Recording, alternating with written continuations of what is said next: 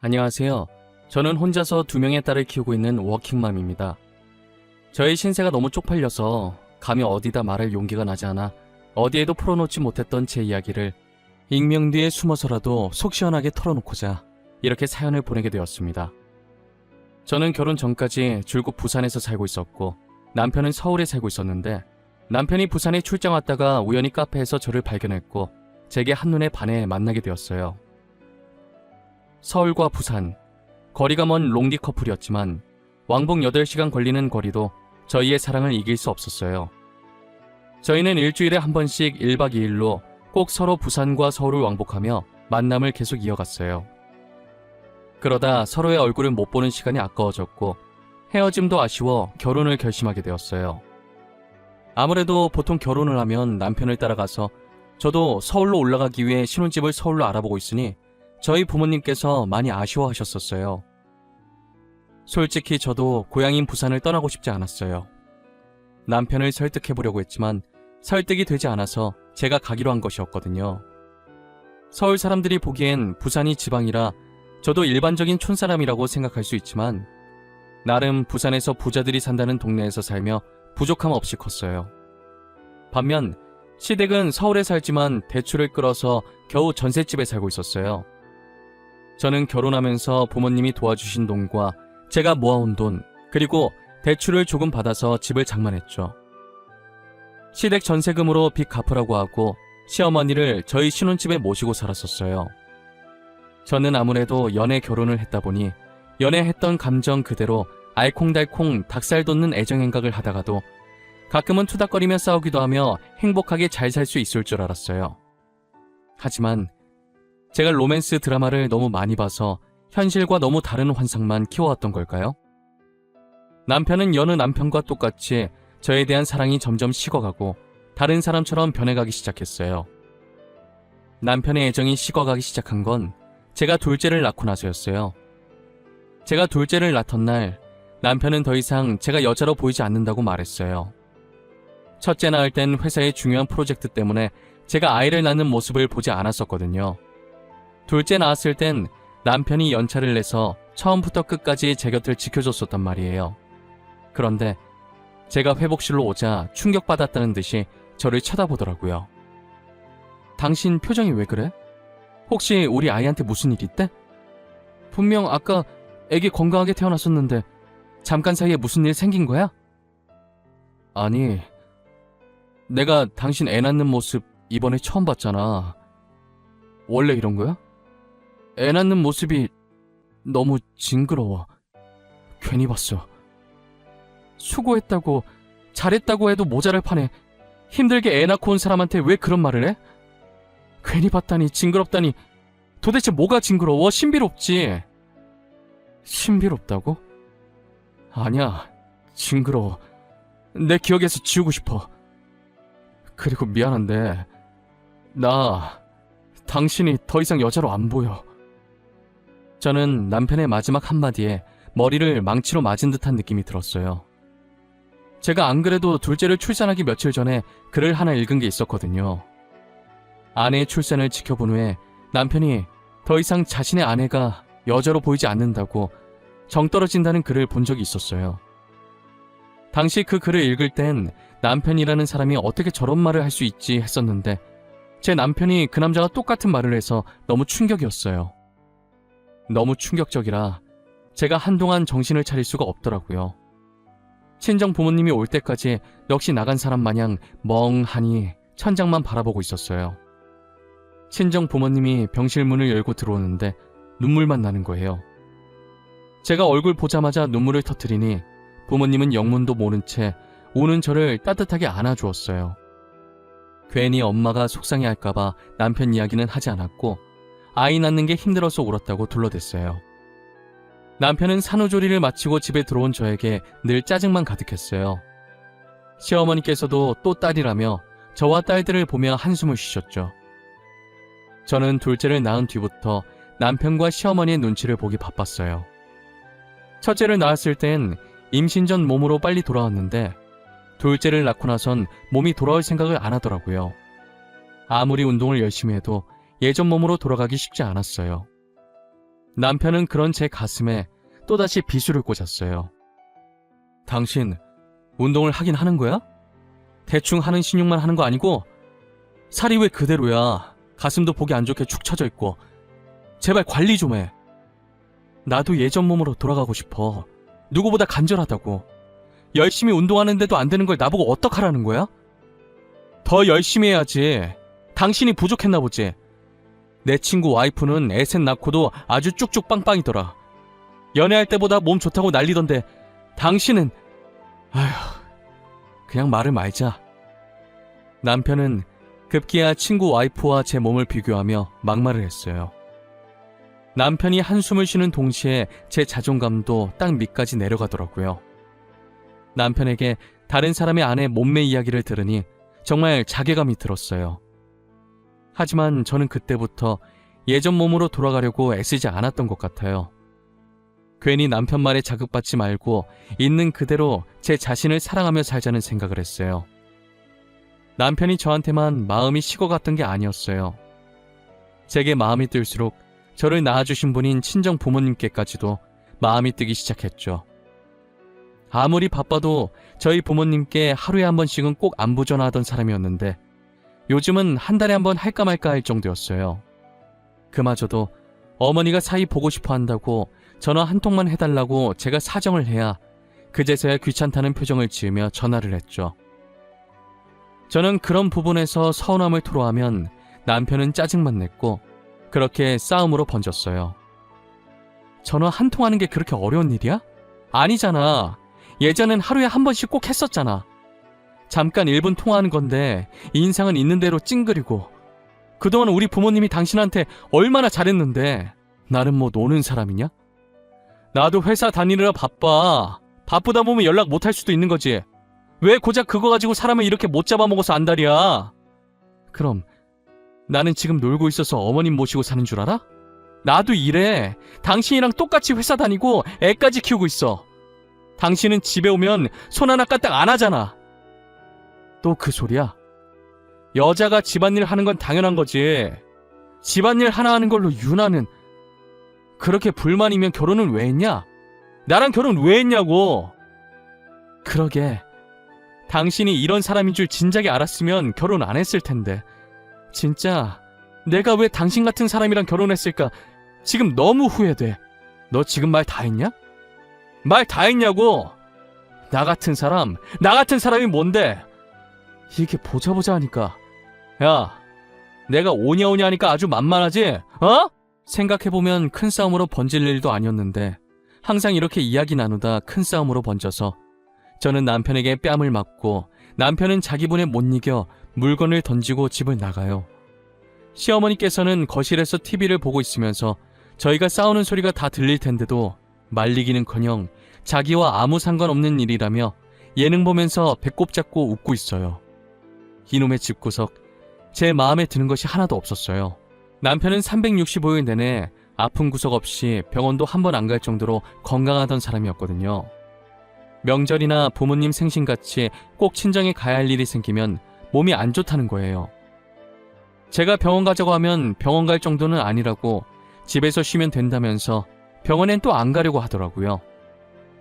그래서 혼자서 친정에 간 지도 꽤 됐고 항상 아이들 데리고 가라고 해서 아이들은 제가 데리고 있었어요.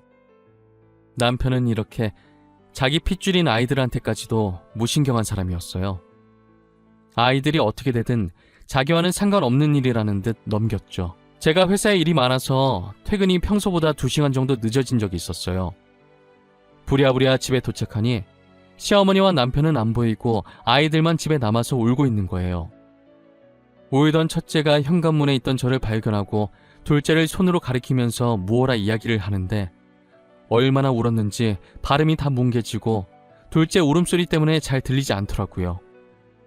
둘째한테 무슨 일이 있다는 말 같아서 안아들었더니 애 몸이 불덩이인 거예요. 고작 5살, 3살밖에 안 된 아이들, 게다가 아픈 아이를 남겨두고 어디로 갔냐 전화를 하려는 찰나에 딱 마침 남편과 시어머니께서 현관문을 열고 들어오더라고요. 당신 아이들 집에 두고 어머님이랑 둘이서 어디 갔다 오는 길이야? 애 몸이 이렇게 불덩이인데 당신 알고 있었어? 이 시간에 우리가 어딜 갔다 오겠어. 밥 먹으러 갔다 왔지. 안 그래도 애 아파서 밖에 나가면 더 안 좋을 것 같길래 집에 두고 갔지. 진짜 제정신이야? 지금 애가 아픈데 회식을 한다고? 병원부터 가야 할 거 아니야. 당신 자식이 아픈데 밥이 넘어가디? 어머님도 손녀가 아픈데 밥이 목구멍으로 넘어가셨어요? 얘 봐라. 시애미한테 어디 두 눈을 시퍼렇게 뜨고 다 그 나이 때 한 번씩 아프고 하는 거지. 애미는 뭘 그렇게 유난을 떨어. 누가 보면 나는 애 안 키워본 사람인 줄 알겠다. 어머니 말이 맞지. 안 아프고 크는 애들이 어디 있어. 너는 진짜 극성이다. 이러니까 맘충이라는 얘기가 생기는 거야. 알아? 남편도 시어머니도 저의 아이들을 남의 자식 보는 듯 행동했어요. 아이들이 아파서 죽든 말든 자기 일 아니라는 듯이 나오는 태도가 마음에 안 들었어요.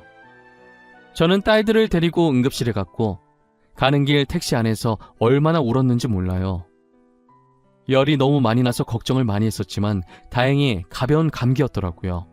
큰딸 혼자 놔둬봤자 이쁨 못 받을 걸 알기에 같이 데리고 나왔는데 큰딸이 정말 많은 위로가 되었어요. 제가 혼자서 불안해 손을 물어뜯으니까 제 손을 끌어당겨서 꼭 잡아주더라고요. 고작 5살밖에 안 됐고 그 작디 작은 손으로 제 손을 잡아주는데 얼마나 기특하고 대견하던지요. 어린아이를 벌써 어른이 되게 만든 것 같아서 미안했어요. 그날 이후 남편과 제 사이는 서먹서먹해졌고 그러다 밤늦게 친정아버지께서 연락이 온 거예요. 저는 친정아버지의 전화를 받고 급하게 겉옷과 지갑만 챙겨서 나가려고 했어요. 자다 일어난 남편이 이 밤중에 어디 가냐고 묻더라고요. 우리 엄마가 자궁암에 걸렸대. 나 지금 당장 부산 가봐야 돼. 수술하셔야 하나 봐. 자식이라곤 나밖에 없어서 엄마 챙겨주러 가야 돼. 장인어른 있잖아. 장인어른께서 장모님 봐주면 되지. 굳이 당신이 가야 돼? 당신 회사는 어쩌고? 그리고 애들은 또 어쩔 거야? 아빠도 연세 있는데 힘들게 혼자서 어떻게 엄마를 보살펴? 회사는 휴가 내면 되고 애들은 당신이랑 어머님이 잠시만 봐주라. 애들을 우리가 보라고? 말이 되는 소리를 해. 엄마가 애를 봐야지 누구 보고 보라는 거야. 아빠랑 할머니가 봐줄 수도 있는 거지. 애는 나 혼자 만들었어? 아니잖아. 당신 애도 되잖아. 며칠만 있다가 올 테니까 그동안만 좀 봐줘. 부탁할게. 애미야, 그게 무슨 말이냐? 이 밤에 애들 놓고 혼자서 어딜 간다고? 어머님, 저희 엄마가 자궁암이래요. 수술 들어가야 한다고 해서 제가 병간호를 해야 할 것 같아요. 며칠 동안만 저희 애들 좀 봐주시면 안 될까요? 진짜 급해서 그래요. 애들이 엄마만 찾는데 지금 그런 가연 애들을 두고 가겠다는 말이니? 너 출가 외인이야. 우리 집안 사람이라고. 안사도는 사돈어른이 어련히 챙기시겠지. 저는 시어머니 말에 반박을 하려다 때마침 친정아버지께 연락이 와서 불이 나게 나왔어요. 지금 정신으로는 운전했다가 사고 날 것 같아서 급하게 터미널로 가서 심야버스를 예매했어요. 5시간이나 걸리니 가는 동안 혹시나 안 좋은 소식 들릴까봐 얼마나 긴장을 했는지 몰라요. 그래도 다행히 제가 병원에 도착하니 수술이 성공적으로 잘 끝났고 1인용 병실에 옮겨졌더라고요. 의식을 차린 친정어머니는 죽는 것도 아닌데 왜 저까지 불렀냐며 친정아버지를 타박했어요. 아무래도 매 명절마다 혼자 애들 데리고 부산 내려가니 대충 눈치를 채신 것 같았어요. 제가 서울에서 대접받고 살지 못하고 있다는 것을요. 그래도 어머니는 내심 제가 내려온 게 좋으신지 아픈 와중에도 싱글벙글 웃으시더라고요. 제가 어머니 병실을 지키는 동안 제 휴대전화는 불이 났어요. 시도 때도 없이 남편과 시어머니께 전화가 왔었거든요. 전화를 받지 않자 당장 전화 받으라고 아이를 인질로 협박을 하더라고요. 그래서 어쩔 수 없이 병실에서 조용히 나와 화장실 가서 몰래 통화를 했어요. 남편이랑 시어머니 전화를 쌩까? 네가 겁대가리를 상실했구나. 당장 서울로 올라와. 지금 어머니 너 오기만을 기다리고 있어. 지금 벼르고 계시니까 단단히 각오하고 올라오는 게 좋을 거야. 당장 어떻게 가? 엄마 수술한 지 이제 하루 지났어. 내가 한 달을 있다가 가는 것도 아니고 고작 4일 있다가 가는 건데 그걸 못 기다려? 다른 사람도 아니고 부모님이 아픈 거잖아. 너 우리 어머니 말을 어디로 들은 거야? 딸은 시집가면 출가 외인이라잖아. 당신 우리 집 일이나 신경 써. 지금 당신 없다고 어머니 밥도 안 드시고 있다고. 잠깐 전화 좀 이리 줘봐라. 얘 애미야, 도대체 안사도는 뭘 했길래 자궁에 암이 걸리니? 너무 문란하게 논 거 아니라니? 그렇지 않고서야 자궁에 암이 왜 걸려? 어머님, 왜 말을 그렇게... 제발 말 함부로 하지 마세요. 사람 화나게 하지 마시라고요. 저희 부모님, 어머님한테 그런 말 들으실 분 아니에요. 예정대로 3일 뒤에 올라갈 거니까 그런 줄 아세요. 저는 시어머니의 도가 지나친 말에 너무 화가 나서 전화를 끊어버렸어요. 누구보다 열심히 사셨던 저희 어머니신데 왜 그런 말을 들어야 하는지 모르겠더라고요. 그렇다고 제가 시댁과 친정을 차별한 것도 아니에요. 어느 한쪽으로 치우치지 않고 똑같이 행동했지만 시댁은 저한테 왜 이렇게까지 하는지 모르겠어요. 시어머니랑은 한 집에서 매일 마주하면서 어쩌다 한번 친정에 가면 저 난리를 치시니 어쩔 줄 모르겠고, 더군다나 부모님이 아파서 온 건데도 뭐가 저렇게 불만들인지 모르겠어요. 계속 이러고 살아온 제 신세도 너무 처량하고 아무런 잘못도 없이 시어머니께 그런 소리 듣는 저희 친정어머니도 너무 불쌍했어요. 잠든 어머니의 얼굴을 가만히 보고 있으면 너무 죄송해서 눈물이 났어요. 이렇게 살라고 귀하게 키운 딸이 아닌데, 이런 말 들으려고 열심히 산 게 아닌데 너무 죄송했죠. 이 모든 것이 다 저 때문이라고 생각했어요. 제가 그 집안에 시집만 가지 않았더라면 모진 말을 듣지 않아도 됐을 텐데 말이에요. 하지만 이제 와서 후회해봤자 어쩌겠어요. 이미 애도 둘씩이나 낳고 더 이상 돌이킬 수 없는 강을 건넌 것을요. 가여운 아이들을 봐서라도 제가 꼭 참고 견뎌야 했어요. 저는 어머니께서 퇴원할 때까지 열심히 병간호를 했어요. 나이가 꽤 있음에도 불구하고 다른 분들에 비해 회복력이 빨라서 다행이었어요. 첫날엔 너무 아파서 밥을 못 드셨는데 이틀째부터는 밥도 잘 드셨어요. 밥 잘 챙겨 드시고 잘 웃으시는 거 보니 안심돼서 다시 서울로 올라왔어요. 집으로 돌아오니 남편과 시어머니께서 반기시더라고요. 물론 반가워서 반기는 게 아니라 어디 한번 죽어봐라 식으로 반기셨죠. 제가 신발을 벗고 들어가려고 하니 시어머니께서는 내 앞에 가방 하나를 던지시는 거예요. 시엠이랑 남편 말 안 듣고 나갔을 땐 이 정도 각오는 했겠지? 안 그래? 꿇어. 꿇고 우리한테 정식으로 사과해. 싫으면 그 가방 들고 이 집에서 나가고. 어머님, 해도 해도 너무한 거 아니에요?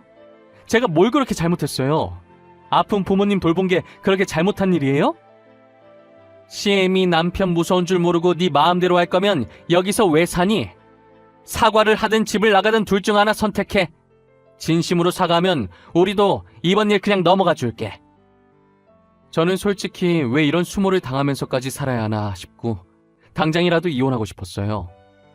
가방을 들려고 할 때쯤 아이들이 방문을 열고 고개를 빼꼼 내밀어서 저희를 보는 거예요.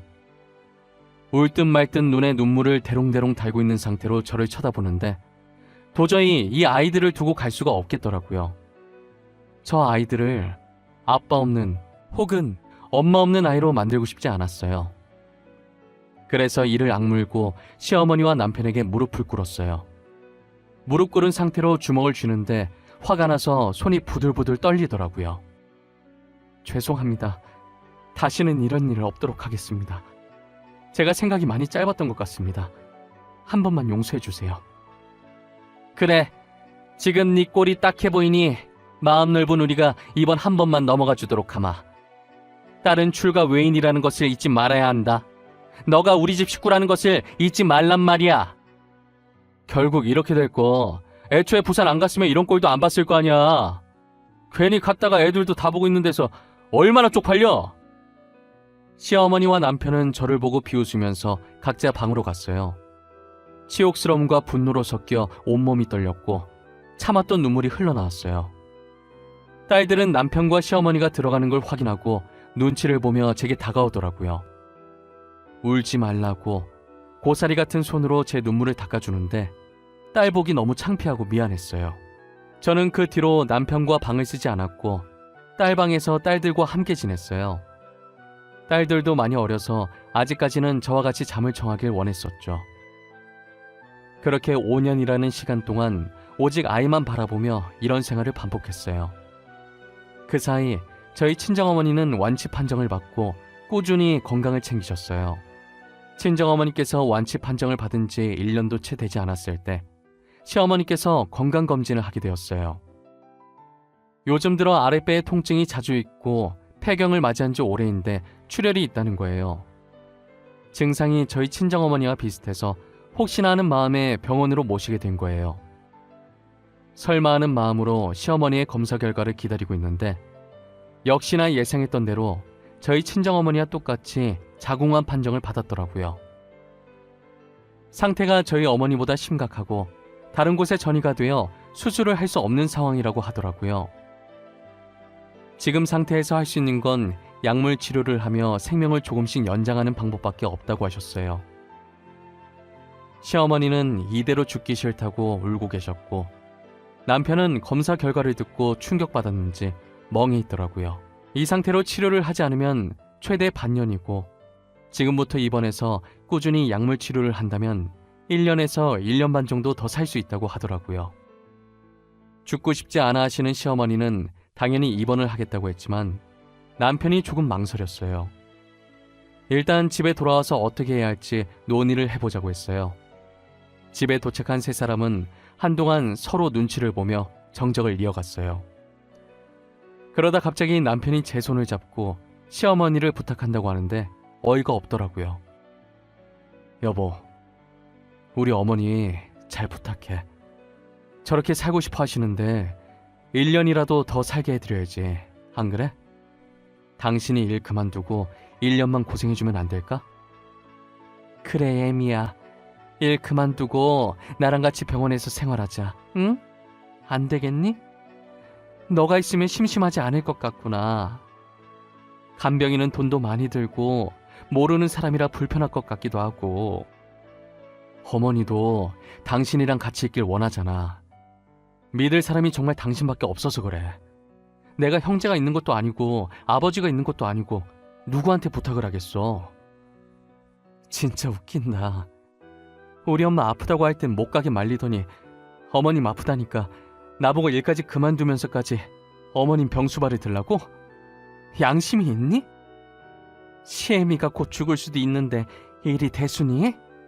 그깟 일 다시 구하면 될 것 아니야. 그리고 안사도는 수술해서 완치받았는데 왜 그때 일을 꺼내고 난리야? 어머님은 5년 사이에 다 잊으셨나 봐요. 저는 아직도 이렇게 생생한데 말이에요. 어머님이 그러셨죠? 문란하게 놀아서 그런 병 걸린 거라고. 어머님도 되게 문란하게 노셨나 보네요? 아니 저게 미쳤나? 뭐가 어쩌고 어째? 제정신이야? 뚫린 입이라고 아무 말이나 막 짓거리지 마. 어머님이 나한테 하신 말인데 당신도 이런 소리 들으니까 화나지? 나도 그때 엄청 화났었어. 나 어머님 병수발 들 생각 전혀 없어. 내가 왜 병수발을 들어? 잘난 아들인 네가 하면 되겠네. 저는 시어머니께서 5년 전 제게 했던 말을 그대로 시어머니께 다시 돌려주었어요. 시어머니는 아무 말도 못하고 이만 악물고 계셨고 남편이 붉어진 얼굴로 흥분해서 제게 욕을 했죠. 남편은 욕을 하다가 제가 한마디도 안 지려고 하자 다가와서 뺨을 때리려고 하길래 저는 남편이 손을 올리기도 전에 재빨리 딸방으로 들어갔어요. 그리고 딸 책상 서랍에 제가 평소 숨기고 있었던 이혼 서류를 꺼냈어요. 저는 이혼 서류를 들고 남편 얼굴에 있는 힘껏 세게 던져버렸죠. 남편은 종이를 맞고 뭐하는 짓이냐고 소리를 지르길래 저는 손가락으로 종이를 가리키면서 여유로운 표정으로 저게 뭔지 한번 보라고 했어요. 남편은 합의 이혼서라고 적힌 종이를 보고 당황스러워하더니 이내 다시 가소롭다는 표정을 짓더라고요. 합의 이혼서? 참나, 지금 당신 나한테 합의 이혼서 드림인 거야? 나랑 이혼하려고? 나랑 이혼해서 좋을 거 있어? 이혼녀 꼬리표 달고 살기 힘들 텐데. 그건 내가 알아서 할게. 걱정해줘서 고맙네. 지금 당장 비어있는 곳 적어서 다시 줄래? 내일 바로 이혼 서류 접수하러 갈 거거든. 진심이야? 진심으로 나랑 이혼하려고 하는 거야? 애들 아빠 없는 애 만들고 싶은 거야? 우리 애 이제 10살 8살이야. 아직 초등학생이라고. 애들 생각은 안 해. 그렇게 애들 생각하는 사람이 나한테 그렇게 했니? 미안하지만 딸도 아빠 필요 없대. 애들 자식 취급도 안 해놓고 이제 와서 아빠인 척 하지 마. 역겨우니까. 나는 이혼 안 해줄 거야. 지금 이혼 사유 너한테 있어. 며느리 의무 안 하려고 이혼하는 건데 누가 네 편을 들어주겠어? 그럼 이혼 소송할 수밖에 없지. 당신 어머니가 우리 엄마한테 했던 말들, 당신이 엄마 병원 못 가게 나한테 했던 말들 다 녹음해뒀어. 그건 몰랐지? 남편은 녹음해놨다는 제 말에 많이 당황한 눈치더라고요. 사실 제가 한 말은 다 거짓말이고 녹음해놓은 건 아무것도 없었어요. 제가 그날 정신없이 부산에 내려갔었는데 녹음할 정신이 어디 있었겠어요. 하지만 남편은 제가 당당하게 나오자 믿는 눈치였고, 소송으로 간다면 자신들이 불리할 걸 알기 때문에 시어머니도 소송 들어가면 위약금 많이 물까봐 그냥 빨리 작성해 주라고 했죠. 결국 남편은 합의혼서를 작성해 주었고 양육권도 제가 가지고 가는 것으로 합의를 봤어요. 와중에 양육비를 안 주려고 한 명씩 데리고 가자고 머리를 쓰더라고요. 그럼 저는 공평하게 아이들의 의견을 따르자고 했고, 아이들은 둘 다 저를 따라가려고 했어요. 그렇게 딸아이들의 양육권을 온전히 제가 가지고 올 수 있었죠. 저는 남편이 이혼 서류를 작성하는 동안 안방과 작은 방에 들어가서 남편과 시어머니 짐을 챙겼어요. 그리고 저번에 제가 했던 것처럼 두 사람 앞에 가방을 던지듯 내려놨어요. 남편과 시어머니는 이게 뭐냐는 눈으로 저를 쳐다보더라고요. 뭘 그렇게 놀라요? 두 사람 짐이에요. 챙길 게 별로 없더라고요. 혼수로 해왔던 제품들은 제가 나중에 택배로 보내드릴게요. 어차피 지금 택배 받을 집 없잖아요. 지금 뭐 하는 거야? 우리 보고 나가라는 말이야? 그럼 내가 나가? 여기 내 집이야. 잊었어? 우리 결혼했을 때 내가 해왔던 집인 거. 무슨 소리야? 우리 본가 전세금 빼서 보탰는데 그 돈을 줘야지. 이렇게 다짜고짜 나가라고 하면 우리 보고 어떡하라는 말이야? 당신이야말로 지금 무슨 소리를 하는 거야? 전세금? 그거 어머니가 빚 갚는다고 썼잖아. 설마 당신 몰랐어? 어머님이 빚 갚는다고 전세금 가지고 가셨었어. 나는 당신이랑 합의한 줄 알았지. 제 말에 남편은 시어머니를 째려보듯 쳐다보았고, 시어머니는 난처한 듯 남편 눈을 못 마주치더라고요. 분위기상 아무래도 시어머니께서 남편 몰래 전세금으로 빚을 갚은 것 같았어요.